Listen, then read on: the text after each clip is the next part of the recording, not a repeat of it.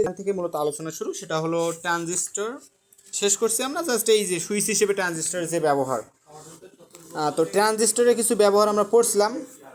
তার মধ্যে একটা ব্যবহার ছিল অন্যতম, সেটা হলো সুইচ হিসেবে ট্রানজিস্টর ব্যবহার হয়। আচ্ছা, তো সেই সুইচ হিসেবে যে ব্যবহারটা আছে এখানে খুব একটি ভালো করে দেয়া নাই আর কি। তো তোমরা টেস্ট পেপার সলভ করে ওখান থেকে কোশ্চেনটা দেখতে পারো। অর্থাৎ এই যে কার্যনীতিটা মাঝে মাঝে ঘ থেকে চলে আসে। যদি এই অধ্যায় থেকে তেমন প্রশ্ন আসবে না, মানে যদি আসে তো দেখা যায় বোর্ড কোশ্চেন দেখলেই বুঝতে পারো যে একটা আছে এখানে। এ হলো বিষয়। আর তারপরে একটু আলোচনা করে দেয়, এটা বিভিন্ন বই বিভিন্ন, তোমাদের তপন স্যারের বই একটু কম দেওয়া আছে লেখা, দেখবা তপন স্যারের বই লেখাটা একটু কম, আর এখানে দেখবে মেকানিক দিয়ে লেখাটা একটু বেশি। এগুলো তোমাদের জাস্টিফাই করতে হবে। আচ্ছা, তো দেখো তাহলে আমাদের এখানে কিছু কিছু কথাবার্তা আছে। দেখো, যে কোনো একটা আদর্শ সুইচকে যখন আমরা অন করি তখন সেটি একটি শর্ট সার্কিট, এবং যখন অফ করি তখন একটা ওপেন সার্কিট তৈরি হয়। একটা হলো শর্ট সার্কিট, একটা হলো ওপেন সার্কিট।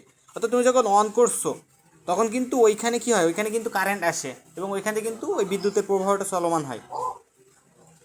এবং ওইখানে কিন্তু তুমি এই প্রবাহটা চলমান করার কারণে ওইখানে কিন্তু বলা হচ্ছে যে এইখানে হলো শর্ট সার্কিট হবে। অর্থাৎ নাম দেয় আর কি। শর্ট সার্কিট মানে যে সব কিছু নষ্ট হয়ে গেছে এমন কিছু না। আর এখানে যখন আমি অফ করবো তখন জাস্ট ওপেন সার্কিট, অর্থাৎ তুমি ওই সার্কিটটাকে আলাদা করে ফেলছো। তুমি অর্থাৎ ওই কারেন্ট লাইন থেকে সার্কিটটাকে আলাদা করে ফেলছো, জাস্ট এটুকুই। আর এছাড়া বলতেছে, এছাড়া দেখো নিমিষে একটা আদর্শ সুইচ অফ অবস্থা থেকে অন করা অবস্থায় বা অন থেকে অফ করা অবস্থায় চলে যেতে পারে। এটা কিন্তু তোমরা জানোই।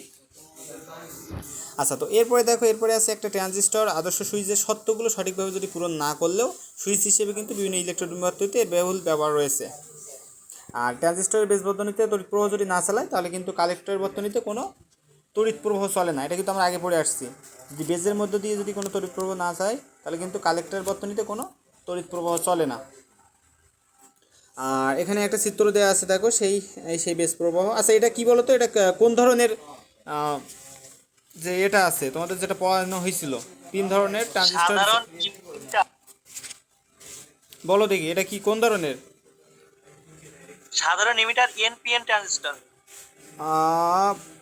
পি থেকে এন, হ্যাঁ পিএনপি সাধারণ, যেহেতু তীর চিহ্ন এইভাবে আছে তাহলে এদিকে পিএনপি, আর এখানে হলো পিএনপি হলো। আর এখানে দেখো ইমিটারটা কমন আছে, অর্থাৎ এই যে ইনপুট আর আউটপুটের মিডলে আছে কি ইমিটার, এই কারণে জাস্ট। আচ্ছা, আর এরপরে এখানে কিছু কথাবার্তা আছে, এই চিত্র এখান থেকে তেমন কিছু দেখাবো না। তো এই বিচ্ছিন্ন সম্পৃক্ত প্রবাহ এগুলো কিন্তু তোমাদের গত লেকচারে পড়াই ফেলছে, আমি আর আলোচনা করবো না, কারণ আমার সামনে এখন হিউজ সিলেবাস, তোমাদের আর একটা বা দুইটা লেকচারের মধ্যে শেষ করাই লাগবে, এটাই কষ্ট। আচ্ছা, এরপরে বলছে কি, সুতরাং ট্রানজিস্টরকে সুইচ হিসেবে ব্যবহার করা যায়, যা বেস প্রবাহের পরিবর্তন ঘটিয়ে অন বা অফ করা যেতে পারে। এইসব কিছু কথাবার্তা আছে। এরপরে দেখো আছে যে ট্রানজিস্টর ব্যবহার করে বিভিন্ন ধরনের সুইচ তৈরি করা যায়। এই মেনলি কথাবার্তা আমাদের এতক্ষণ শুরু হচ্ছে যে আমাদের সুইচ হিসেবে যে ট্রানজিস্টরের ব্যবহার, সেটা এখান থেকে শুরু হচ্ছে, বুঝতে পারছো? তো এখানে দেখো বলছে যে ট্রানজিস্টর ব্যবহার করে বিভিন্ন ধরনের সুইচ তৈরি করা যায়। কীরকম? তুমি আলোক চালিত সুইচ তৈরি করতে পারো, শব্দ চালিত সুইচ তৈরি করতে পারো, তাপ চালিত সুইচ তৈরি করতে পারো। আলোক চালিত, শব্দ চালিত, তাপ চালিত, মাথায় রেখো, আলো শব্দ তাপ এক বাক্যে পড়ে ফেলবা। এখন এই কথা হলো এর কার্যনীতি আছে, অর্থাৎ এই সুইচটা কীভাবে কার্যনীতি, মানে এর কাজটা কীভাবে হচ্ছে সেই কার্যনীতি দেওয়া আছে। দেখো এখানে বলছে যে ইনপুট ভোল্টেজ ভি অন, এরপরে ভি নট হলো আউটপুট ভোল্টেজ, এগুলো জাস্ট ধরে নেওয়া।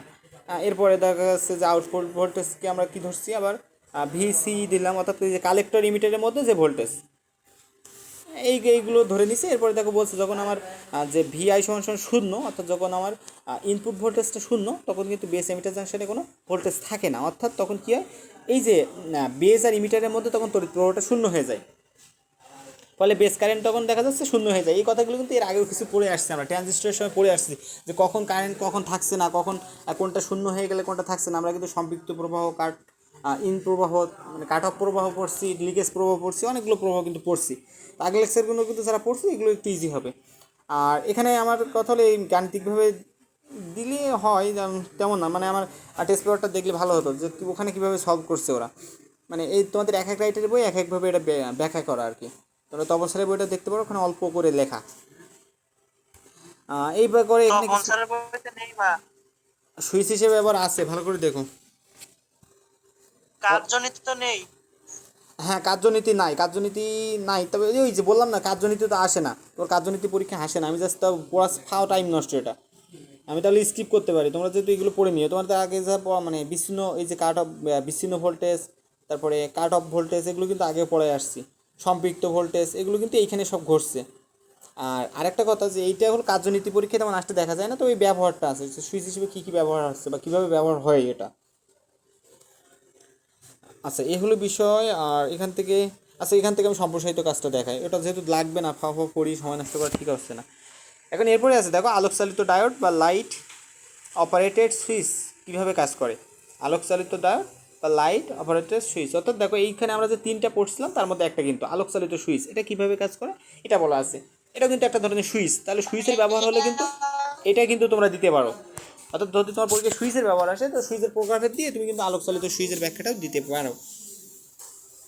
আচ্ছা, আর এখানে দেখো, এখানে আলোকচালিত সুইচ মানে আলোকচালিত যে ডায়োড বা লাইট অপারেটেড সুইচ কীভাবে কাজ করে সেটা দেখো, যে বলছে প্রত্যেকটি সুইচ সার্কিটে পিট বর্তনীতে তড়িৎ প্রবাহের জন্য একটা বিভব বিভাজক ব্যবহার করা হয়।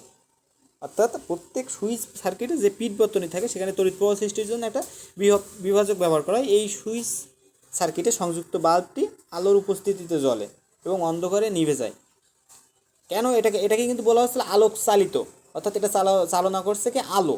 এই কারণে কিন্তু এখানে বলছে দেখো, যে বাল্বটি যখন আমার সার্কিটে সংযুক্ত বাল্বটি যদি আলো থাকে তাহলে জ্বলবে, আর যদি অন্ধকার হয়ে যায় তাহলে নিভে যাবে, কারণ কি এটা আলোক চালিত, আলো দ্বারা এটা নিয়ন্ত্রণ হবে। তোমরা যখন সুইচ হাত দিয়ে টেপি করো না, ঠিক ওরকম এটা আলো দ্বারা নিয়ন্ত্রিত হবে।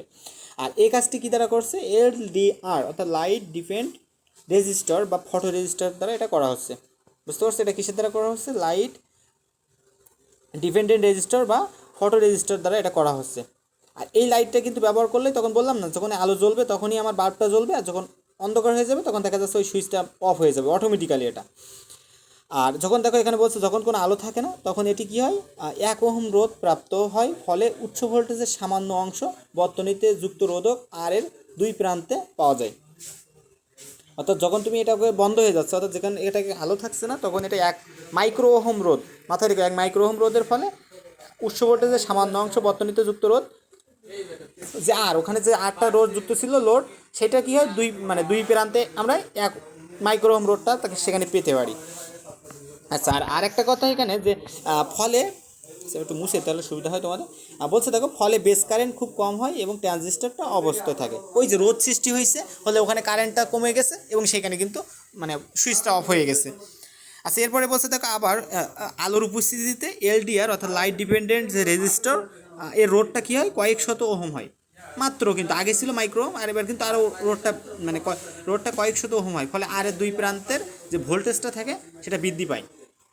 অর্থাৎ আমরা জানি V/IR, তাহলে দেখো রোধ যদি বাড়ে তাহলে কিন্তু ভোল্টেজটাও বাড়ে, সমানুপাতিক সম্পর্ক। এই কারণে বলছে এখানে যখন পরবর্তীতে কয়েক শত ওহম হয়ে যাচ্ছে, আগে ছিল কিন্তু মাইক্রো ওহম, আর এবার হচ্ছে কি কয়েক শত ওহম। তো যখনই কয়েক শত ওহম হয়ে যাচ্ছে, তখন দেখা যাচ্ছে আমাদের যে বিভবটা থাকে, প্রান্তের বিভব, প্রান্তের ভোল্টেজটাও বৃদ্ধি পেয়ে যায়, ফলে ভোল্টেজ বৃদ্ধি পেলে বেস কারেন্টটাও বৃদ্ধি পেয়ে যায়। দেখো সবগুলো কিন্তু সমানুপাতিক সম্পর্ক, ভোল্টেজ বৃদ্ধি পেলে বেস কারেন্টও বৃদ্ধি পেয়ে যায়, ফলে ট্রানজিস্টরটা অন হয় এবং আলো জ্বলে ওঠে। এভাবেই ট্রানজিস্টর সুইচ হিসেবে কাজ করে।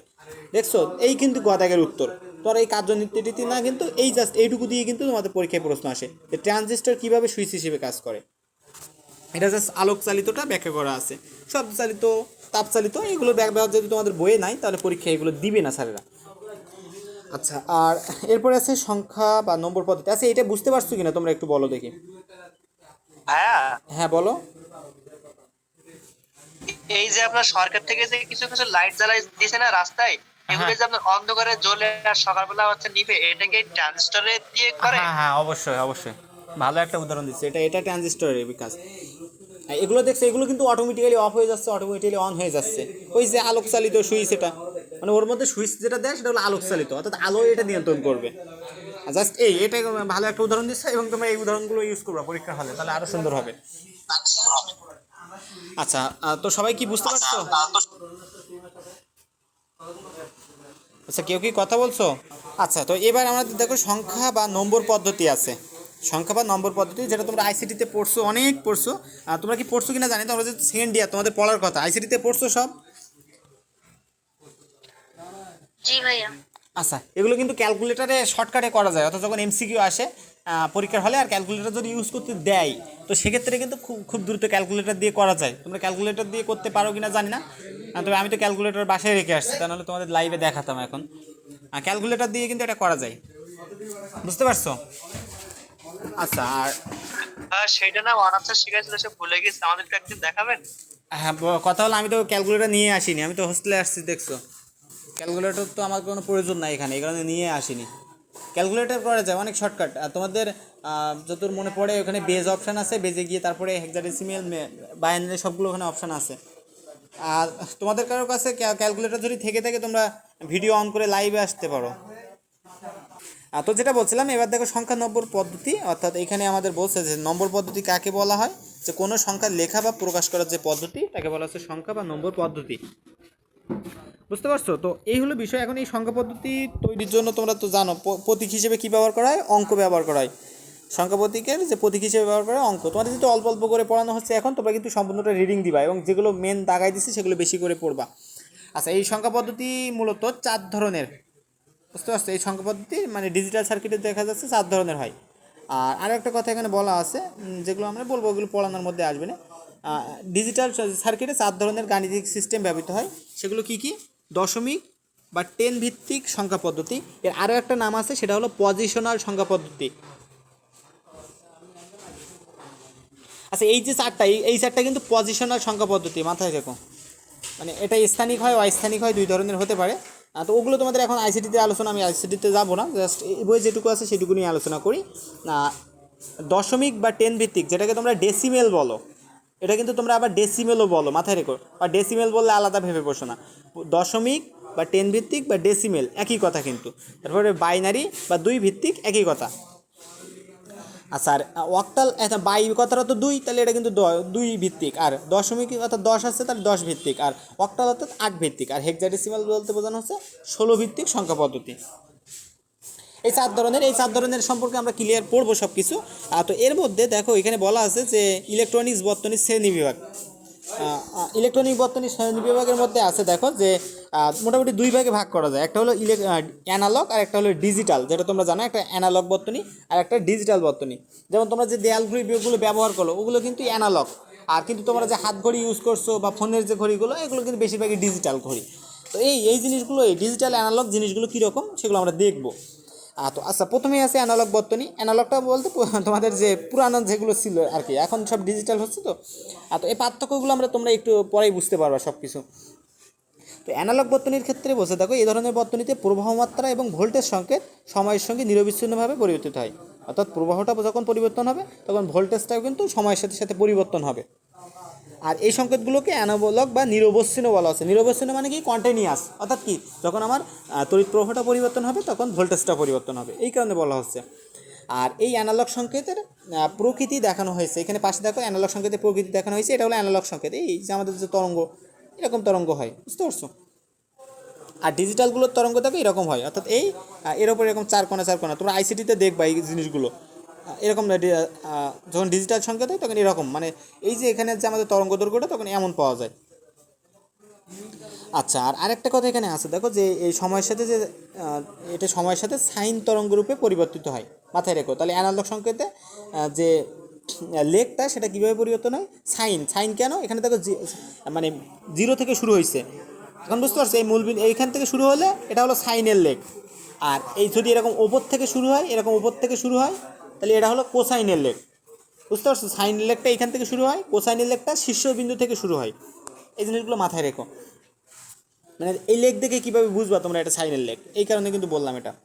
আর এই যে সাইনের লেখ, এখানে সর্বোচ্চ ভোল্টেজ, বিভবের যে ভোল্টেজের মান, এটা কত? 4 ভোল্টেজ বা 4 ভোল্ট, বুঝতে পারছো? আর এটা কিন্তু এমসিকিউ আসতে পারে। 4 ভোল্ট অ্যানালগ বর্তনীতে ভোল্টেজের সর্বোচ্চ মান কত? 4 ভোল্ট। আর এখানে দেখো voltage, voltmeter, ammeter, multimeter, galvanometer, এগুলো কিন্তু অ্যানালগ বর্তনীর উদাহরণ। আর এই ভোল্টেজের মান কিন্তু অনেক ইম্পর্টেন্ট।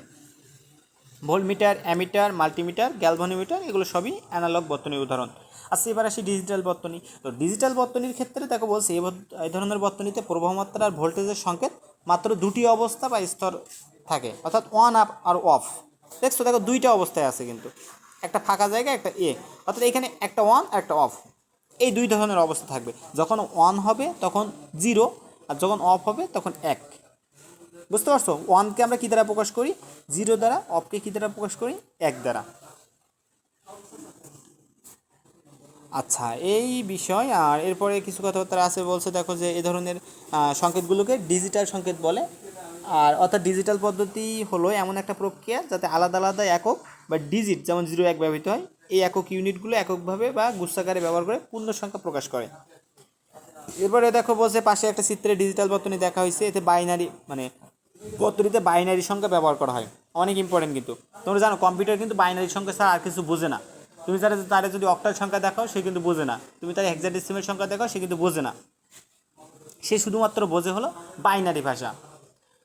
বুঝতে পারছো? আচ্ছা, আর এই কারণে কিন্তু এই যে ডিজিটাল বর্তনী এগুলো কিন্তু সবগুলোই বাইনারি সংখ্যা ব্যবহার করা হয়। আর ডিজিটাল বর্তনীতে 1 ভোল্টেজ স্তর থেকে অন্য ভোল্টেজে যখন যাবে স্তরে যাবে তখন সুইচ হিসেবে ডায়োড বা ট্রানজিস্টর ব্যবহার করা হয়। এটা আমরা কিন্তু ডিজিটাল বর্তনীতে ব্যবহার করি। আর যেমন ইলেকট্রনিকের ব্যবহারটা ইম্পর্টেন্ট। ইলেকট্রনিক ক্যালকুলেটর, কম্পিউটার ইত্যাদি কিন্তু ডিজিটাল বর্তনীর উদাহরণ। আর যোগাযোগ ব্যবস্থায় অ্যানালগ আর ডিজিটাল কিন্তু আমরা দুইটাই ব্যবহার করে থাকি। আচ্ছা, এই হলো বিষয়। এরপরে একটা প্রশ্ন আছে, কাজ তোমরা পারবা এটা।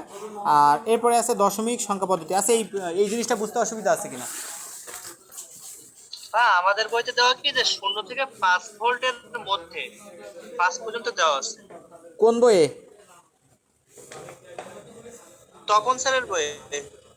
আচ্ছা, তো একটা কথা বলি। হ্যাঁ ভাইয়া, ওই বইটাই দেওয়া আছে। তপন স্যারের বই বলো, এ বই বলো, সবগুলো রাইটারের বই এক এক রাইটারে এক এক রকম লাগাই রাখছে। এটা দেখবা তোমরা, যেমন কেমিস্ট্রিতে দেখবা কলয়েডের আকারের ক্ষেত্রে ওরকম দেখবা। কলয়েডের আকারের ক্ষেত্রে হাজারি নাকসারের বই দেয়া কত? হাজারি নাকসারের বই দেয়া 2 থেকে 500 কলয়েডের আকার ন্যানোমিটার। আর ভাইয়া আখতারুজ্জামান যেই স্যারের গুহ স্যারের বই ওইটা তো দেখবা আরেকটা। 1 থেকে 100 ন্যানোমিটার দেয়া। এবং আমাদের মেডিকেলের বইগুলোতেও কিন্তু 1 থেকে 100 ন্যানোমিটার দেয়া, মেডিকেলের যে বায়োকেমিস্ট্রি। কিন্তু তারপরে কিন্তু পরীক্ষা আসলে 2 থেকে 500 দেখা যাচ্ছে অপশানে রাখে টিচাররা। তার মানে কি? তার মানে টিচাররা কিন্তু হাজারি নাকসারের বইটা দেখে প্রশ্ন করছে। তো ঠিক এরকম তোমরা এই জিনিসগুলো তোমরা খুঁজে খুঁজে বের করে যেগুলো সামনে পড়বে মাথায় রাখবে। এমন অনেক মান আছে, মানগুলো যেগুলো আছে এগুলো দেখা যাচ্ছে এরকম 2 জায়গায় 2 রকম দেয়া। তবে কি এখানে তোমার একটু ট্রিক খাটাতে হবে। অর্থাৎ তুমি কী করবা, যেহেতু ওই বইয়ের মানটা মনে আছে, এখন যদি তোমার অপশানে 4 থাকে তাহলে 4 দেখাবা, যদি দেখা যাচ্ছে অপশানে 0 থেকে 5 থাকে তো ওইটা দেখাবা। এটা হলো তোমার বিষয়। একসাথে তুমি 2টা অপশানে পাবা না। অর্থাৎ তোমার এই মানটাও দেওয়া আছে ও মানটাও দেওয়া আছে এমন তুমি অপশানে পাবা না। বুঝতে পারছো? আর যদি ওরকম দিয়েও ফেলে তাহলে ওটা তোমার ভাগ্যের উপর ছেড়ে দিতে হবে, কারণ টিচার যে কোন বই থেকে প্রশ্ন করছে তুমি নিজেও জানো না। তবে বেশিরভাগ দেখা যায় এই বইয়ের থেকে, অর্থাৎ এই যে তোমাদের ইসাক স্যারের বই থেকে প্রশ্নটা বেশি করে। আচ্ছা, তো এরপরে আছে দেখো দশমিক বা ডেসিমাল সংখ্যা পদ্ধতি, যার ভিত্তি হলো 10।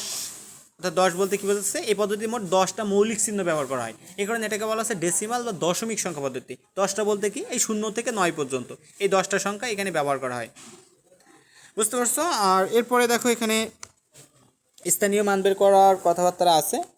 তো এগুলো কীভাবে বের করবো? এখানে বলছে দেখো শূন্য ছাড়া যে সংখ্যার ঘাত, মানে শূন্য ছাড়া যে কোনো সংখ্যার ঘাত শূন্য হলে কিন্তু তার মানটা শূন্য হয়, মানে তার মানটা 1 হয়। অর্থাৎ যেটা তোমাদের বোঝাতে চাচ্ছে যে 1 টু দি পাওয়ার 0 মানে 1, তারপরে 100 টু দি পাওয়ার 0 মানে 1, এগুলো তো তোমরা জানো ম্যাথ করার ক্ষেত্রে। তো সেই লেখাটা কিন্তু এখানে লিখে প্রকাশ করছে। এগুলো নিয়ে আমার বেশি মাথা ব্যথা লাগাইও না। আচ্ছা, এখন আমি কথা হলো 2-1টা ম্যাথ দেখাই যে কীভাবে ট্রান্সফার করবা তোমরা। আর আমার আইসিটি নোট যারা নিচ্ছিলে তাদের তো ওইখানে সব কিছু নিয়মকানুন বলে দেওয়া লেখা আছে সব কিছু। মেবি ইতিহাস সময়ের কাছে আছে। বুঝতে পারছো? ইতিহাস সময় তোমরা যদি নোট করে থাকো তো তোমরা যদি নোট করে থাকো তো এই 2 পেজ, মানে এই যে সংখ্যা পদ্ধতির যে রূপান্তর আছে এইটুকু অংশ তুমি চাইলে পিক তুলে ওদের কাছে দিতে পারো, বা আমার ওই পিডিএফ থেকে। আচ্ছা, আমার খুঁজতে হবে, এটা তোমাদের ইচ্ছে। তোমরা যদি করতে পারো নোটটা দিতে পারো গ্রুপে। আচ্ছা, এখন এই বাইনারি সংখ্যা পদ্ধতি কীভাবে রূপান্তর করবো? রূপান্তরটা এমসিকিউ মাঝে মাঝে আসতে দেখা যায়। আর যদি আইসিটির বিষয় এখানে তেমন আসবে না, তারপরে একটু বলে দেই। আচ্ছা, তাও একটু বলি।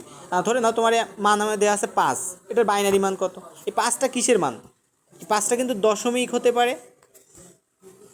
আচ্ছা, আমি তার আগে আরও কয়েকটা জিনিস বলে নেই তোমাদের, যেটা বলা উচিত আগে, তা নাহলে বুঝবা না। আচ্ছা, আমরা যে 4টা পদ্ধতি পড়লাম তাই না?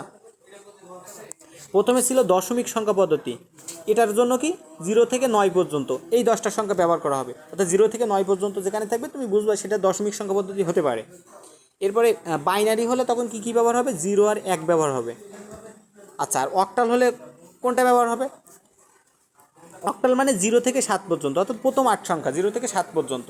অর্থাৎ যদি কোথাও 8 থাকে তাহলে সেটা কিন্তু অক্টাল হবে না। অর্থাৎ কোনো একটা সংখ্যা আমি যদি বলি 8টা কি কোন ধরনের সংখ্যা, তাহলে কিন্তু এটা তোমার বলতে হবে এটা কিন্তু অক্টাল হবে না কখনোই। আর যাই হোক, অক্টাল হবে না, মাথায় রেখো। এরকম এই বিষয়টা এরকম। আর হেক্সাডেসিমালটা কেমন? হেক্সাডেসিমালটা হলো 0 থেকে 9 পর্যন্ত, অর্থাৎ 0 1 2 3 4 5 6 এইভাবে 9 পর্যন্ত। আর A B C D E F এইভাবে A B C D E আর এফ এগুলো ব্যবহার হবে। বুঝতে পারছো? এগুলোকে প্রতীক বলে। এটা হলো সংখ্যা আর এগুলোকে প্রতীক বলে। তো ই এর মান কত? ই এর মান হলো 10, এভাবে মাথায় রাখবে। এর মান 10, বি এর মান কত? 11, সি এর মান 12। এগুলো কিন্তু মুখস্থ করা লাগে না। 0 থেকে 9 পর্যন্ত, তারপরে A B C D E F F পর্যন্ত, তারপরে ডি মানে 13, ই মানে কত? 14, আর এফ মানে 15। এই কারণে মাঝে মাঝে দেখা যায় যদি বলা হয় যে ইএফের সমতুল্য মান কোনটা, তো ঠিক স্টুডেন্টরা বেশিরভাগই 16 ধরে, মানে 16 বসায় দেয় আর কি। এটা ইএফের সমতুল্য মান কিন্তু 15 হেক্সাডেসিমেলে। এবং এটা আমাদের কিন্তু যখন তোমাদের সৃজনশীল মেধা অন্বেষণ প্রতিযোগিতা হয়, ওখানে কিন্তু যখন গেছিলাম আমার ভাইভাতে কিন্তু এটা ধরছিল যে ইএফের সমতুল্য মান কত। বেশিরভাগই ভুল করছিল, সবাই 16 বলছিল। কিন্তু মানে আমার ভাইভাটা ক্লিয়ার হয়েছিল, ম্যাথটা ভালো হয়েছিল, এই কারণে ফার্স্ট হয়েছিলাম সেবার। এখন কথা হলো যে এই জিনিসগুলো কিন্তু ক্লিয়ার রাখতে হবে, তোমার বেসিক কনসেপ্টটা ক্লিয়ার রাখতে হবে। আচ্ছা, এই হলো বিষয়। আর এখন আমি আর কয়েকটা জিনিস বলি। এখন ধরে না আমি তোমারে বললাম যে ধরো 89, এটা কি অক্টাল সংখ্যা হতে পারে? আমারে বলো দেখি কেউ। না ভাইয়া। না ভাইয়া। আচ্ছা, এটা কিন্তু অক্টাল সংখ্যা হতে পারবে না। কারণ কি? আমরা বলছি অক্টাল সংখ্যা হতে গেলে 0 থেকে 7 পর্যন্ত এর মধ্যে সংখ্যাটা সীমাবদ্ধ থাকতে হবে। এখানে কিন্তু 8 9 আছে, এটা হবে না। আচ্ছা, আমি যদি বলি এমন 18, এটা কি অক্টাল সংখ্যা হবে? না ভাইয়া। না, কারণ দেখো এখানে 1 থেকে 0 থেকে 7-এর মধ্যে আছে, কিন্তু 8টা কিন্তু অক্টাল সংখ্যা না। এই কারণে কিন্তু এটা অক্টাল সংখ্যা হবে না। এভাবে কিন্তু থেকে আসে, এগুলো আইসিটিতে আসে, এখানে তেমন আসে না। এখান থেকে জাস্ট আমি এমসিকিউর জন্য বা তোমরা মেডিকেল স্ট্যান্ডার্ড পড়ালে আমি একদিনে শেষ হয়ে যেত এই অধ্যায়। কিন্তু তোমাদের আমি চাচ্ছি যে এই অধ্যায়টা বেশিরভাগই পড়ে না, যেহেতু শেষের দিকে আসছে, অনেকের কাছে একটু কঠিন লাগে। এই কারণে কিন্তু আমি ভেঙে ভেঙে দিচ্ছি যে এই অধ্যায়টা যেন কারো কাছে এখন কঠিন না লাগে। আর এখন যদি ক্লিয়ার করে পড়া থাকে, অ্যাডমিশনের সময় গিয়ে দেখবা তোমার এই অধ্যায়টা যদি যেটুকু তোমার দরকার এটুকু পড়তে দেখবে আধা ঘন্টা বা 30 মিনিটের মধ্যে তুমি শেষ করে ফেলছো। বুঝতে পারছি? এটা তোমার তখন কাজে দেবে। জাস্ট এই কারণেই কিন্তু আমি এটা এইভাবে পড়াচ্ছি, আর এই কারণেই কিন্তু আমি এই অধ্যায়টা শুরু করছি। তাহলে আমি কিন্তু সামনের দিকে অনেকগুলো ইম্পর্টেন্ট অধ্যায় আছে, সেগুলো কিন্তু শুরু করতাম। কিন্তু আমি দেখছি ওগুলো ইম্পর্টেন্ট, ওগুলো বারবার করা হবে, কিন্তু এই অধ্যায়গুলো স্টুডেন্টরা পড়ে না। আর অ্যাডমিশনের সময় এসে তো ওই অধ্যায়গুলো সব এই অধ্যায় পড়াই হয় না তেমন। এই কারণে আর এইভাবে এমনভাবে দিচ্ছি যে এখানে যে কিছু আইসিটির টপিক আছে, এগুলো যেন তোমার আইসিটিটাও ক্লিয়ার হয়ে যায়। আচ্ছা, এখন এই হলো বিষয়। এখন রূপান্তর কীভাবে করব?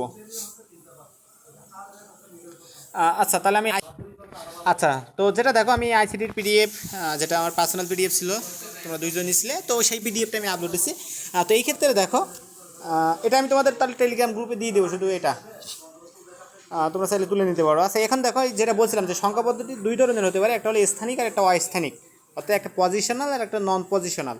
অর্থাৎ যে সংখ্যা পদ্ধতিতে সংখ্যার নির্দিষ্ট স্থানীয় মান নেই তাকে বলা হচ্ছে নন পজিশনাল সংখ্যা পদ্ধতি বা অস্থানিক সংখ্যা পদ্ধতি, যার কোনো নির্দিষ্ট স্থান নেই। আর স্থানিক কোনটা? যে সংখ্যা পদ্ধতি সংখ্যার নির্দিষ্ট স্থানে মান আছে তাকে পজিশনাল সংখ্যা পদ্ধতি বলে। বুঝতে পারছো? তো এই পজিশনাল সংখ্যা পদ্ধতির মধ্যে আমরা যেটা ফুল স্টপ বলি, সেটা কিন্তু এতে বলা হয় র্যাডিক্স পয়েন্ট। ফুল স্টপকে আমরা বলি, এখানে বলবো র্যাডিক্স পয়েন্ট, মাথায় রেখো। অর্থাৎ এটা কিন্তু দশমিক বলবা না তোমরা কেউ, এটাকে বলবা র্যাডিক্স পয়েন্ট। আচ্ছা, তো এই হলো বিষয়। আর এটাকে মনে রাখবে, এটা এখানে আমরা দুইভাবে সংখ্যাটা প্রকাশ করি, একটা হলো পূর্ণ সংখ্যা এটুকু, আর এটা হলো ভগ্নাংশ সংখ্যা। আচ্ছা, এই হলো বিষয়। আর এগুলো তো আমি বলছি যে দশমিকের আরেক নাম decimal, binary, octal, hexadecimal. Just এই দশমিকের এইটা একটু চেঞ্জ আছে, আর সবগুলো প্রায় একই, মাথায় রেখো। আচ্ছা, আর দশমিক সংখ্যা পদ্ধতির ক্ষেত্রে বলছিলাম যেটা দেখো 10টা অঙ্ক থাকবে, এটা হলো ডেসিমাল, এর ভিত্তি 10। এখন দেখো, ধরে নাও আমরা এই যে 1974 এই সংখ্যাটাকে আমরা ভাঙবো। তো ভাঙলে কীভাবে ভাঙবো আমরা? জাস্ট দেখো, এইখানে ভাঙবো এমনভাবে যে প্রথমে দেখো এখানে 1974 এভাবে ভাঙছে। এখন এটাকে কেন ভাঙছে এভাবে? এখানে দেখো প্রথমে 10⁻0 দেবো, এটা আমরা কোন থেকে দেবো? ডান সাইড থেকে দেবো, তো ডান সাইড থেকে প্রথমে 10⁻0, তারপরে 10⁻1, 10⁻2, 10⁻3 এভাবে। তো এইখানে আমার 4 বানাতে হবে, 4 বানাতে গেলে 4 দিয়ে গুণ, আর জাস্ট এটা তোমাদের রূপান্তরটা এটা তোমাদের মেইনলি রূপান্তর না, কিন্তু এটা জাস্ট তোমার বেসিক বোঝানোর জন্য দিছে, তো এটা দরকার নাই আপাতত। তো জাস্ট এভাবেই কিন্তু হিসেব করা হয়। এগুলো তো আমরা নিজেরা তো এভাবে মুখস্থ করে রাখা যায় না, তাই না? আর আরেকটা কথা এখানে দেখো বলছে যে 258 বেস 10 সংখ্যাটা কম্পিউটার সরাসরি গ্রহণ করে না। কারণ কি? কারণ আমরা জানি এটা একটা দশমিক সংখ্যা, আর কম্পিউটার আমাদের সরাসরি গ্রহণ করতে পারবে না। কারণ সংখ্যা পদ্ধতি গ্রহণ করতে পারবে কম্পিউটার কোনটা, সেটা হলো বাইনারি সংখ্যা পদ্ধতি এবং হেক্সাডেসিমাল সংখ্যা পদ্ধতি। হ্যাঁ, হেক্সাডেসিমালটা মাঝে মাঝে কিন্তু কম্পিউটার গ্রহণ করে, কিন্তু এখানে ABCDEF এগুলো আছে, এগুলো কিন্তু মাঝে মাঝে গ্রহণ করতে পারে, তবে বাইনারিটা মেইনলি গ্রহণ করে। আর বাইনারি সংখ্যা পদ্ধতি কাকে বলা হয়? যে সংখ্যায় দুইটা অঙ্ক ব্যবহার করা হয় তাকে বলা হয় বাইনারি সংখ্যা পদ্ধতি। আচ্ছা, এই বাইনারি সংখ্যা পদ্ধতির বেস 2, অর্থাৎ বাইনারি সংখ্যা, যেমন আমরা এরকম বলবো 0 0 ধরো 1, এর যখন বেস 2 দেবো তখন এটা একটা বাইনারি সংখ্যা। যখন ধরুন আমরা শুধুমাত্র এরকম 100 দিলাম, এটা একটা 100 সংখ্যা, এটা কিন্তু ডেসিমাল সংখ্যা, এর কোনো বেস দেওয়া নাই, তার মানে এটা স্বাভাবিকভাবে বোঝা যাচ্ছে এটা একটা ডেসিমাল সংখ্যা। তবে ডেসিমাল সংখ্যা আমরা সরাসরি যে সংখ্যাগুলো ব্যবহার করি সবগুলো ডেসিমাল সংখ্যা, অর্থাৎ আমরা যে যোগ করি, বিয়োগ করি, গুণ করি, ভাগ করি, এগুলো কিন্তু ডেসিমালের যোগ বিয়োগ গুণ ভাগ, মানে আমরা সাধারণভাবে যেটা করি। আর এইগুলো এই যে বাকি যে বাইনারি, হেক্সাডেসিমাল মানে অক্টাল আর হেক্সাডেসিমাল, সেটা একটু ভিন্ন।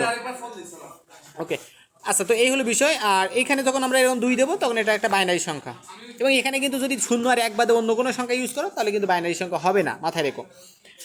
আচ্ছা, এই হলো বিষয়। এরপরে কিছু কিছু কথাবার্তা আছে, এগুলো বলা শেষ। এখন করবো হলো সংখ্যা পদ্ধতির রূপান্তর, যেটা করবো বলছিলাম। তো সংখ্যা পদ্ধতির রূপান্তরটাকে তোমাদের বইয়ে সরাসরি আছে, আমি কিন্তু এক জায়গায় করে করানোর চেষ্টা করছি। আর এরপরে আমি বইয়ের যে MCQগুলো আছে সেগুলো দেখাই দেবো, সেটা এরপরে। আচ্ছা, তো সংখ্যা পদ্ধতির রূপান্তর দেখো, কোনো একটা সংখ্যা পদ্ধতি যে কোনো একটি সংখ্যার মানকে অন্য সংখ্যার পদ্ধতির সমতুল্য মানে পরিণত করার পদ্ধতিকে বলা আছে সংখ্যা পদ্ধতির রূপান্তর। অর্থাৎ ধরে নাও একটা বাইনারি মান, ধরো 0 0 1 বা ধরো 100, এটা একটা বাইনারি মান, এটা সমতুল্য যে একটা হেক্সাডেসিমাল মান বা একটা অক্টাল মান, সেই সমতুল্য মানটাকে রূপান্তর করার প্রক্রিয়াটাকে বলা আছে সংখ্যা পদ্ধতির রূপান্তর। আচ্ছা, আর এরপরে দেখো, এরপরে প্রথমে আছে বাইনারি থেকে হেক্সাডেসিমাল বা দশমিক সংখ্যা পদ্ধতির রূপান্তর। তো ধরেন এই একটা বাইনারি সংখ্যা আমার করতে হবে হট অফ ডেসিমাল সংখ্যা গেলে কত হবে। তো আমরা কি করব, আমরা একটা কথা মাথায় রাখবো, আমরা ডেসিমালে ফিরলে গুণ করব। অর্থাৎ কোনো একটা থেকে আমি যদি ডেসিমালে আসি তাহলে আমি গুণ করব। মানে ধরে নাও তুমি বাইরে থেকে কিছু, তোমার কাছে 2 বস্তা চাল আসছে, তার মানে কি তোমার কাছে বাড়ছে, এভাবে মনে রাখবে, তাহলে আমি গুণ করব। আর ধরে নাও তুমি ডেসিমাল থেকে অন্য কোনো সংখ্যা পদ্ধতিতে যাবা, ডেসিমাল থেকে ধরে নাও বাইনারি বা হেক্সাডেসিমাল বা অক্টাল এই সংখ্যা পদ্ধতিতে গেলা, তখন তুমি কী করবা, ভাগ করবা। তো তুমি ভাগ করে ক্যালকুলেশনটা করবা, আর এখানে দেখো গুণ করে ক্যালকুলেশন করছি।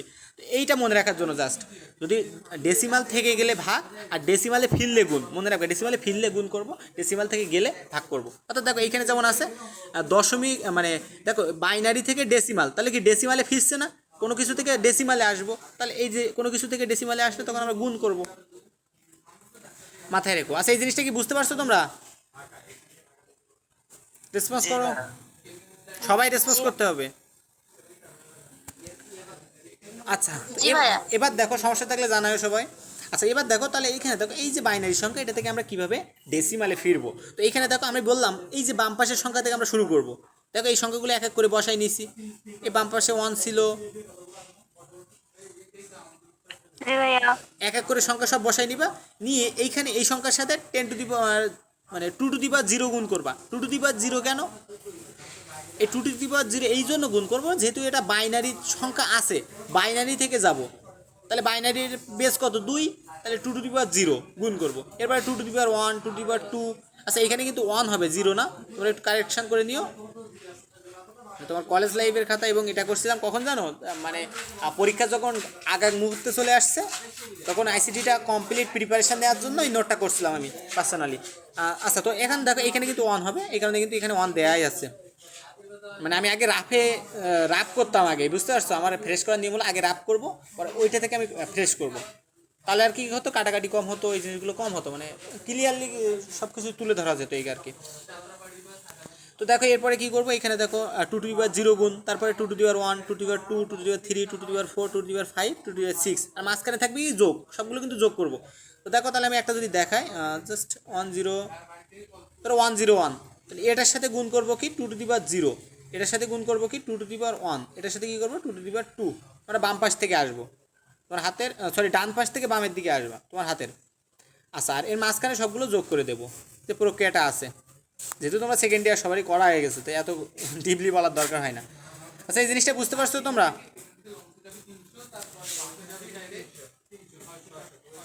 জি ভাইয়া।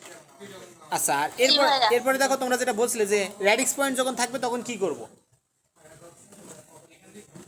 এই র্যাডিক্স পয়েন্ট থাকলে দেখো আমরা এই র্যাডিক্স পয়েন্টের আগেরগুলো যা ছিল সেই নিয়ম করছি। দেখো এই র্যাডিক্স পয়েন্টটা আছে 1, 4টা সংখ্যা পরে 1। দেখো মানে এই সংখ্যাগুলো এরকম ফাঁক ফাঁক করে করে বসাই নিবা, বুঝতে পারছো?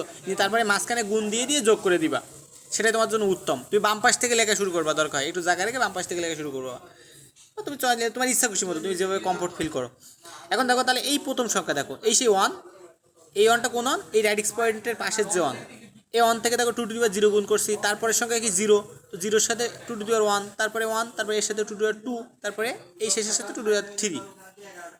আচ্ছা, এবার এই দশমিকের বা রেডিক্স পয়েন্টের বাইরের যেগুলো আছে, এই সাইডের যে মানগুলো আছে, এই সাইডের যেগুলো আছে এগুলোর সাথে আমরা মাইনাস, এবার কিন্তু এই সাইড থেকে শুরু করছি। দেখো এবার কিন্তু তোমার কাছ থেকে শুরু করছি, আগেরটা কিন্তু এই পিছন থেকে আসছি, 2^0, 1, 2 এভাবে। আর এবার কিন্তু এই জায়গা থেকে শুরু করব, যেখান থেকে তুমি শূন্য দিছো তারপর থেকে -1, -2, -3 দেখতে পাচ্ছ, এটা গুণ করে দিব, দিলে যে মানটা আসবে সেটাই তোমার উত্তর। দেখো এটা দিয়ে বেজের পাওয়ারে 10 দিবা, মানে বেজ 10 দিবা।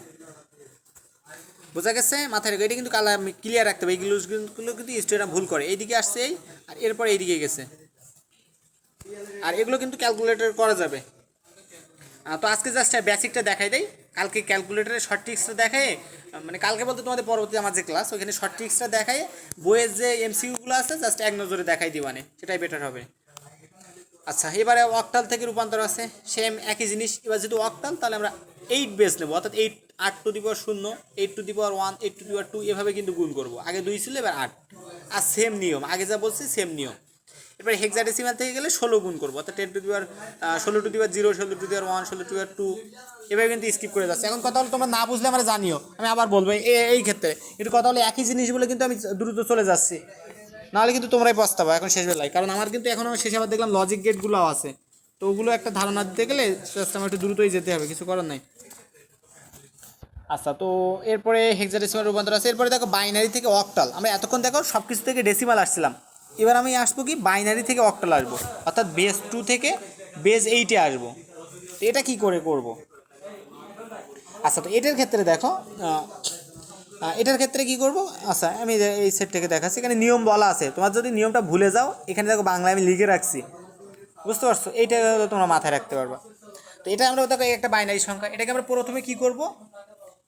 3 বিট করে নেব। তোমরা মাথায় রাখবে অক্টাল বললে 3 বিট, তোমার যদি অক্টাল বলে তাহলে তুমি 3 বিট বুঝবা, আর যদি হেক্সাডেসিমাল বলে তাহলে তুমি 4 বিট বুঝবা। মাথায় রেখো, অক্টাল বললে 3 বিট, হেক্সাডেসিমাল বললে 4 বিট। 4 বিট বলতে 4টা সংখ্যা। এখন দেখো তাহলে এটা যেহেতু আমরা দেখো আমার বাইনারি সংখ্যা থেকে আসতে হবে কিছু অক্টালে, তাহলে আমরা প্রথমে কি করব? এই সংখ্যার একদম যে রাইট সাইড আছে, ডান সাইড থেকে কি করব? 3টা করে সংখ্যা ভাগ করে নেব। দেখো এই প্রথম 3টে সংখ্যা নিচ্ছি, পরে আবার 3টে সংখ্যা, আর এরপরে 1 আছে, তুমি চাইলে এর আগে 2টে সংখ্যা বসাতে পারো, বা এই 3টে সংখ্যা 3টা করে বসাই নিবা। দেখছো আমি কিন্তু এই পরের লাইনে কিন্তু নিচ্ছি, এই 3টা করে বসাই নিচ্ছি। নেওয়ার পরে দেখো এই 3টাকে তুমি ডেসিমালে রূপান্তর করবা, বুঝতে পারছো? এই 3টে সংখ্যা 001, 1কে ডেসিমালে 001, তো এটাকে ডেসিমালে রূপান্তর করলে কি হয়? এটার সাথে কি 2^0 গুণ, আর শূন্যর সাথে যা গুণ করবো 2^1, 2^2 গুণ, তো এগুলো তো শূন্য হয়ে যাচ্ছে, শূন্যর সাথে গুণ, আর যোগ করলেও তো শূন্য, আর এইখানে 2^1, তার মানে এর মানটা 1। তো আগের নিয়মটা যে বুঝছে ডেসিমালের রূপান্তর বাইনারি থেকে, সেটা কিন্তু সে কিন্তু এটা বুঝে যাবে। আর এগুলো ক্যালকুলেটর সহজে করা যায়, আর মানে একবারে ডাইরেক্ট বসাই দিলে বাইনারি থেকে অক্টাল আসে। এগুলো এমসিকিউ কাজে লাগাবা, এবং তোমার উত্তর মিলছে কিনা সেগুলো দেখার জন্য এটা কাজে লাগাবা। তো বেসিকটা তো তোমার জানা লাগবে, তাই না? কারণ পরীক্ষা হলে তোমার লিখতে হবে। আচ্ছা, এরপরে এটাকে করলে দেখো 3 হয়, এটাকে করলে 1 হয়। আমরা শেষমেশ কী পেলাম? 131/8, এটা অক্টালের রূপান্তর। আচ্ছা, আর একটা কথা, এবার আমি রেডিক্স পয়েন্ট আছে, এই জিনিসটা বুঝতে পারছো তোমরা? জি ভাই। এই সবাই রেসপন্স দাও তো। জি ভাইয়া। আচ্ছা, তো এবার দেখো যে রেডিক্স পয়েন্ট থাকলে তখন কী হয়। রেডিক্স পয়েন্ট থাকলে দেখো এখানে 3টা করে সংখ্যা আবার ভাগ করবো, যেহেতু এটা অক্টালের রূপান্তর, তো র্যাডিক্স পয়েন্টের আগেরগুলো এই দিকে 3টা করে নেব, আর র্যাডিক্স পয়েন্টের পরে কোন দিকে নেব, এই দিকে উল্টো তীর, বুঝতে পারছো? র্যাডিক্স পয়েন্টের আগে থেকে এইভাবে তীর চিহ্ন দিয়ে এইভাবে কাজ করে আসছে, অর্থাৎ এই দিক থেকে 3টা নিয়েছি, এই দিক থেকে 3টা, এইভাবে আসছি। কিন্তু র্যাডিক্স পয়েন্টের পরে এইভাবে 3টা নেব। এই কারণে কিন্তু দেখো এই শূন্যটা আমরা শেষে বসাইছি, আগে কিন্তু বসাইনি। 1 ছিল এইখানে, আর তারপরে আর একটা শূন্য দিয়ে আমরা 3 ঘর পূরণ করছি, 3টা বিট পূরণ করছি, বুঝতে পারছি? এটা কিন্তু আমরা আগে দেইনি, কেন পরে দিচ্ছি, কারণ আমরা তীর চিহ্নটা এইভাবে দিচ্ছি, দেখতে পাচ্ছ? আমরা এইভাবে নিতে হবে। আচ্ছা, এই হলো বিষয়। আর এবার দেখো তাহলে এই সেম কাজ আগের বারের মতো, এটাকে ডেসিমালে রূপান্তর করলে 2, এটাকে ডেসিমালে করলে 5, এটাকে করলে 6 আসে, অর্থাৎ 2 টু দি পাওয়ার 0, 1, 2 এভাবে গুণ করে যোগ করে দিতে হবে, করলে আমাদের এই আসে। এরপরে দেখো বাইনারি থেকে হেক্সাডেসিমাল একই জিনিস, এবার কথা হলো 4 বিট করে নিতে হবে। আগে 3 বিট করে নিয়েছিল অক্টাল বলে, এবার যদি হেক্সাডেসিমালে যাচ্ছে তাই 4 বিট করে নেব, বুঝতে পারছো? এই হলো বিষয়। আচ্ছা, তো আমরা যদি সামনে যাই, অক্টাল থেকে বাইনারি আছে। আচ্ছা, এবার আমরা যাব ভাগের দিক থেকে, বুঝতে পারছো? এতক্ষণ আমরা গুণের নিয়মগুলো দেখলাম, এবার ভাগের নিয়মের দিকে যাব। তো অক্টাল থেকে দেখো এখানে আছে, অক্টাল থেকে আমরা যাব কিসে, বাইনারি। আচ্ছা, তো অক্টাল থেকে বাইনারি যেতে গেলে কী করতে হবে আমার এই যে সংখ্যাগুলো আছে প্রত্যেকটার আলাদা আলাদা করে বাইনারি করতে হবে। দেখো 5 রে বাইনারি করলে আসে 101, কীভাবে হয় দেখো, এই 5 নিলাম, সবাই মনোযোগ দিয়ে 5 নিলাম, এই তো 5-এর মধ্যে যেহেতু এটা বাইনারি সংখ্যায় যাব, তাহলে এটাকে আমরা 2 দ্বারা বিভাজ্য করব। তাহলে 2 দ্বারা 5-এর মধ্যে কয়বার যায়, 2 বার যায়, 2 দুগুণে 4, হাতে থাকে কত, 1, কারণ 5-এর মধ্যে 2 দুগুণে 4, হাতে 1 থাকছে, সেই 1 এখানে বসালাম। আবার দেখো এটাকে আমরা 2 দ্বারা করব, কারণ কি বাইনারি সংখ্যা যেহেতু যাব। তাহলে 2 একে 2, মানে 2-এর মধ্যে 2 কয়বার যায়, 1 বার যায়, আর হাতে কিছু থাকে না, 0 থাকে। তারপরে আবার এটাকে 2 দ্বারা করলাম, তো এটার মধ্যে তো যায় না, তাই 0। এটা হলো ভাগশেষ, মানে সরি, এটা হলো ভাগফল, আর এটা হলো ভাগশেষ, বুঝতে পারছো? তো এটার ভাগফল 0, কিন্তু ভাগশেষ কত হবে, 1। এই 1টা কিন্তু ভাগশেষ অবশিষ্ট থাকছে। এবং এইখানে আমরা কী করব, নিচ থেকে উপরের দিকে হিসাব করব, বুঝতে পারছো? এই মানটা আমরা হিসাব করবো কীভাবে, নিচ থেকে উপরের দিকে। তাহলে এর উত্তর কত পাইলাম, 101।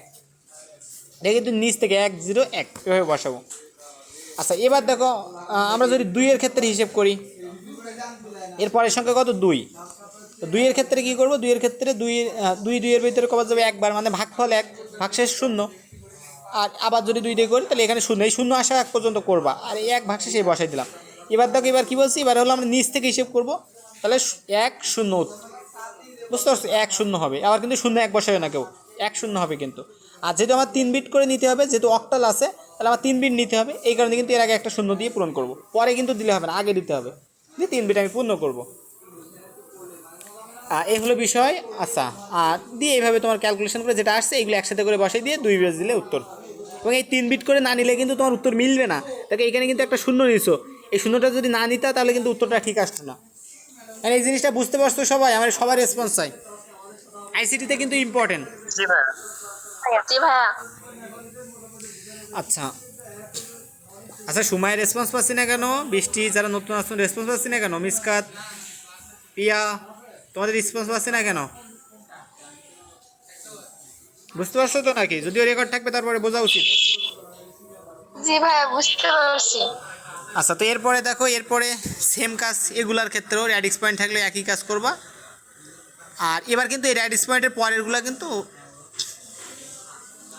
এইভাবে যা করে আছি সেম কাজ, এখানে আর তেমন কিছু পার্থক্য নাই। আর এরপরে হেক্সাডেসিমাল থেকে বাইনারিতে যাব, এটাও একই ধরনের কাজ। তবে এখানে দেখা আছে দেখো 2a, এ মানে কি, এ মানে হলো 10, আমরা জানি এ মানে 10, এবার কিন্তু 10-এর করবো, বুঝতে পারছো? এ মানে 10, 10-এর কিন্তু বিভাজিত করব। 10-এর মধ্যে দেখো 10-এর মধ্যে কয়বার যায়, আচ্ছা 10-এর মধ্যে, আচ্ছা 10টা আমি করে দেখাই অন্তত। 10-এর মধ্যে দেখো 2 দিয়ে যায়, মানে যেহেতু আচ্ছা যেহেতু বাইনারিতে যাবো এই কারণে 2 দিয়ে বিভাজ্য করবো, তাহলে 5 দুগুণে 10, হাতে 0, 2 দিয়ে করলে 2 দুগুণে 4, হাতে 1, 2 দিয়ে করলে 2 একে 2, হাতে 0, আর 2 দিয়ে করলে এখানে 0, এখানে 1, তাহলে এইভাবে যদি বসাই তাহলে 1 0 1 0, তাহলে দেখো এখানে কিন্তু 1 0 1 0 আছে, দেখছো? যেহেতু এ মানে 10, এটা কিন্তু তোমার জানতে হবে, তা নাহলে কিন্তু এটাকে তুমি ক্যালকুলেশন করতে পারবে না। আর এই প্রত্যেকটা কেন 4 বিট করছি, যেহেতু এটা হেক্সাডেসিমাল, আমরা জানি হেক্সাডেসিমাল সংখ্যাগুলো 4 বিটের হয়, এই কারণে কিন্তু আমরা এই 4 বিট করে করে নিয়েছি। আচ্ছা, এই হলো বিষয়। আর পরবর্তীতে এইগুলো আছে, দেখো এগুলো তোমরা পারবা, সেম জিনিস তোমাদের কাছে আমি পিডিএফটা দিয়ে দেবো, এই পিডিএফটা আর তোমরা দেখে নিও।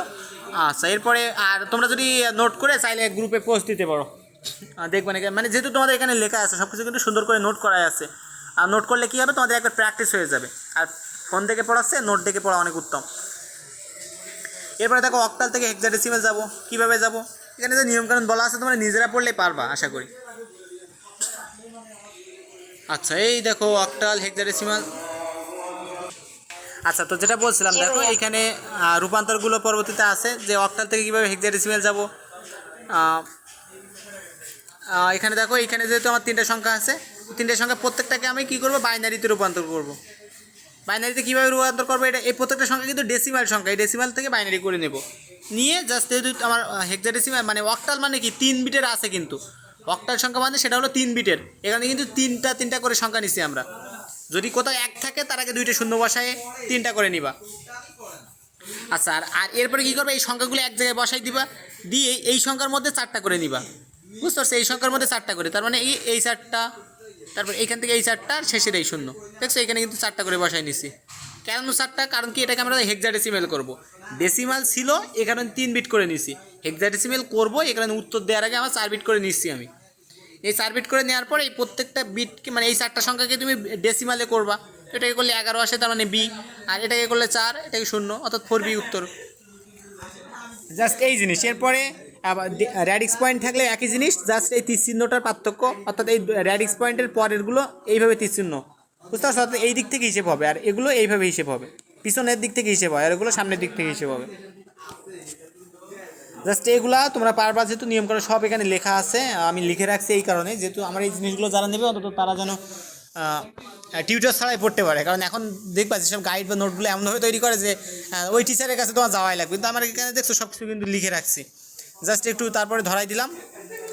এরপরে দেখো বাইনারি রূপান্তর, এই কিন্তু এই সেই রূপান্তরগুলো, সেই ভাগগুলো কিন্তু আমি তোমার বোঝাই দিয়েছি যেগুলো, সেইগুলো কিন্তু এই আছে, এগুলো কিন্তু আগেই বলে ফেলছি কীভাবে, এই যে তো শেষের দিয়ে তলা দিক থেকে হিসেব করবা। আচ্ছা আর একটা কথা, যেমন দেখো এইখানে দেখো ডেসিমাল থেকে অক্টাল, আমি বলছিলাম দেখো যে কোনো ডেসিমাল থেকে গেলে কি হবে, ভাগ, এই কারণে কিন্তু ভাগ করে আমরা উত্তর বের করছি, দেখছো। তাহলে এবার কিন্তু অক্টালে করব, তাহলে অক্টাল বলে আমরা কিন্তু 8 দ্বারা বিভাজিত করছি। যদি হেক্সাডেসিমাল হতো 16 দ্বারা বিভাজ্য করতাম, যেমন দেখো পরবর্তীতে 16 দ্বারা করা, জাস্ট এটুকুই পার্থক্য। আর এখানে হলো ভাগফল বসাবা, এখানে ভাগশেষ বসাবা, এই হলো বিষয়। একটু দ্রুত যাচ্ছি কেন, তোমাদের আবার আগামী দিন তোমার আবার টেক্সট বুকে যেগুলো এমসিকিউ আছে সেগুলো দাগাই দিতে হবে, আর এখানে তো নিয়মকানুনগুলো অনেক, এই কারণে একটু এভাবে দিচ্ছি। এরপরে দেখো বাইনারিতে যোগ বিয়োগ আছে, ডেসিমাল সংখ্যার যোগ বিয়োগগুলো স্বাভাবিক নিয়মে, আর বাইনারি যোগ বিয়োগের ক্ষেত্রে এই 4টা জিনিস তোমরা একটু মনে রাখবে, তাহলে তোমার যোগ করতে দ্রুত হবে। 0 প্লাস 0 করলে 0 হয়, 0 প্লাস 1 যোগ করলে 1 হয়, এগুলো তো স্বাভাবিক জানোই। 1 প্লাস 0 করলেও 1 হয়, এগুলো তো জানোই। আর 1 প্লাস 1 করলে 0 হয়, হাতে থাকে 1, এটা মনে রাখবা। 1 প্লাস 1 করলে কত হয়, 2 হয় না, তো 2 তো আর বাইনারি সংখ্যা না, তাই না, তো এটাকে আবার ভাঙতে হয়, করলে 2 1 2, ভাগশেষ থাকে 0, আবার এটাকে করলে 0 1, অর্থাৎ 10 আসে, বুঝতে পারছো। অর্থাৎ এখানে দেখো, এখানে বেসিক্যালি এই পর্যন্ত যদি দেখো, এটা হলো ভাগফল কত 0, আর ভাগফল হলো 1, আর ভাগশেষ 0, তো ওই ভাগফলটা হলো আমার হাতে থাকে, সবসময় ভাগফলটা হাতে থাকে। দেখো এখানে ভাগফল 1, ওটা হলো হাতে, তো জাস্ট এটা তোমরা এইটুকু মনে রাখলে কি 1 প্লাস 1 যোগ করলে 0 হয়, হাতে থাকে 1, এটুকু মনে রাখলে কী হবে, তুমি দ্রুত করতে পারবা। এগুলোও ক্যালকুলেটার করা যায়। আচ্ছা তো যেহেতু অ্যাডমিশনে ক্যালকুলেটার ইউজ করতে দেয় না, তো এখান থেকে যদি ম্যাথ আসে তাহলে কিন্তু ক্যালকুলেটার ছাড়া তোমার করতে হবে, এই কারণে এখন থেকে ক্যালকুলেটার ছাড়া ম্যাথটা অভ্যাস করো, এখানে কিন্তু তোমাদের বেসিকগুলো আমি ক্লিয়ার করে দিচ্ছি।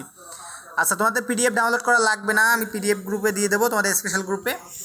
আচ্ছা তো এবার দেখো 1 প্লাস 1 যোগ করলে কত হয়, 0 হয়, আর হাতে থাকে কত 1, তাহলে সেই 1 এর সাথে যোগ করলাম, 1 আর 1 2, 1 প্লাস 1 আবার যোগ, 1 প্লাস 1 যোগ করলে 0, হাতে থাকে কত 1, তাহলে এই 1 আর 1 যোগ করলাম, 1 আর 1 যোগ করলে কত হয়, 0 হয়, আবার তার সাথে ওই হাতের 1 যোগ, তাহলে তো 0 আর 1 যোগ করলে কত হয়, 1 হয়, আর হাতের 1 তো ছিলই, যে পরবর্তীতে আবার 1 প্লাস 1 যোগ করলে 1 প্লাস 1 যোগ করলে কত হয়, 0 হয়, হাতে থাকে 1, আর আগে 1 হাতে শেষ, মানে আগে তো হাতে 1 ছিল, তো সেই 1 এর সাথে যোগ করে দিলাম, দিলে 1 প্লাস 1, এই 1 হচ্ছে, আর সেই হাতের 1 কিন্তু এই সামনে গিয়ে বসে যাবে, অর্থাৎ এর 1 পর্যন্ত ক্যালকুলেশন করে আসবা।